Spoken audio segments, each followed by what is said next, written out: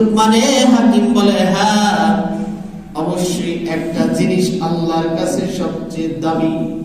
বলে কি জিনিস? বলে আপনি একটু অপেক্ষা করেন। একটু অপেক্ষা করছে, মালিকের সামনে একটা বকরি নিয়ে আসছে। বকরিটা এনে বকরিটাকে জবাই দিয়ে বকরিটা জিহ্বা ওখান থেকে বের করে আনছি। মালিকের সামনে ডাক দিয়ে বলেন, ও মালিক, এই যে বস্তুটা আপনার সামনে নিয়ে আসছি, এই জিহ্বাটা হলো এই জমিনের ভিতরে সবচেয়ে বড় দামি। জিহ্বাটা কি সবচেয়ে বড় দামি? মালিক একটু হতভম্ব হয়ে গেলেন যে কি ওই জিহ্বাটা মানুষের দামি হবে? বলে হ্যাঁ, এই জিহ্বাটা সবচাইতে দামি বস্তু। কয় তাহলে বেদামি কি জিনিস? এই লুকমান, দুনিয়ার ভিতরে তাহলে নিম্ন কোন জিনিসটা? লুকমানে হাকিম খুললে দিয়ে আবার সেই জিহ্বাটা হাতে নিয়ে আসছে। সে বলে, বাদশা নামদার, দুনিয়ার ভিতরে সবচাইতে নিকৃষ্ট জিনিসও এই জিহ্বা। উত্তম জিহ্বা আর নিকৃষ্ট কি? জিহ্বা জবান। মালিক ডাকতে বলে, এই লুকমান,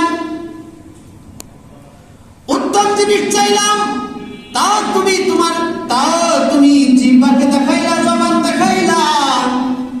আবার নিম্নমানের জিনিস চাইলাম, তাও তুমি জবান দেখাইলা।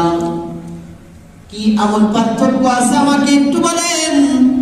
লোকমানে হাকিম ডাকতে কয়, বাদশা নামদার, এই যে জবান, যে জিহ্বা আমি আপনাকে দেখাইছি, এই জিহ্বা দিয়ে যারা ভালো কথা বলবে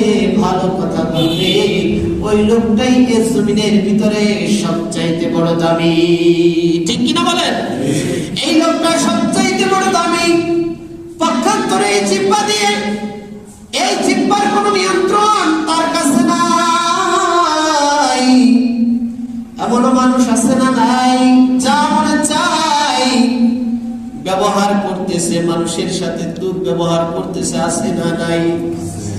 মানুষকে কষ্ট দিচ্ছে, এমন কষ্ট দিয়ে যায়, জবানের সঠিক ব্যবহার বোঝে না। মারে গালি দেয়, বাবারে গালি দেয়, মামারে গালি দেয়, নিজের ভাই পুত্রে গালি দেয়, নিজের বুবুদেরকে গালি দেয়, কিছুই মানে না। বলে এমন জবান সবচাইতে জমিনের ভিতরে সবচেয়ে বড় নিকৃষ্ট, সবচেয়ে বড় নিকৃষ্ট। এমন জবান ওয়ালা শুধু জবান জাহান্নামে যাবে এমন না, বরং এই জবান ওয়ালা পুরোটা দেব আল্লাহ পাক জাহান্নামের আগুনের ভিতরে পোড়াইবে। নাউজুবিল্লাহ।